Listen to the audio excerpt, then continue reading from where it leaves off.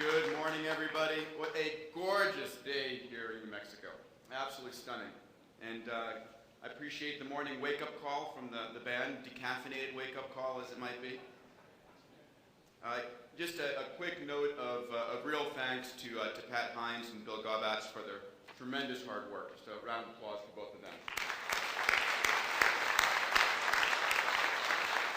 And to my distinguished colleagues here, to Rick Homans and Mayor Matisse, thank you for the work over these many, actually years now. We are at the birth of a new industry, and it's, first of all, hello to lots of friends and family here in this birth of this personal spaceflight industry. We're in the birth of a new industry which is so critical to our dreams. You know, 40 years ago when we started with NASA, when NASA and the government started, and the governments around the world, and really set forth to do the impossible things, that has happened many times, where the government has taken on the challenge of starting something new, whether it was building computers or trying to do aviation in the days of before the Wright brothers. But it's always been the commercial markets that have really made it stick. And so too it is here. Our dreams of spaceflight are only going to materialize to the level we desire if, in fact, there is a flourishing, private, growing marketplace.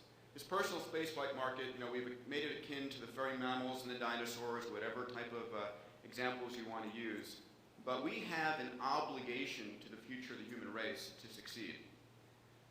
We cannot expect that the billion-dollar political government budgets are going to always be there to support what we need. We need what I euphemistically call an exothermic economic reaction, something that gives off more money than it consumes. We need the ability for the private industry to do the same thing it did in the internet, in the PC, and in the airlines. Build a viable industry. And so that's where we are. We have a lot of different business models coming together here in New Mexico. With the Rocket Racing League on one side, you know that the average revenue input to Carolinas from NASCAR is over $5 billion. $5 billion alone because of the NASCAR industry.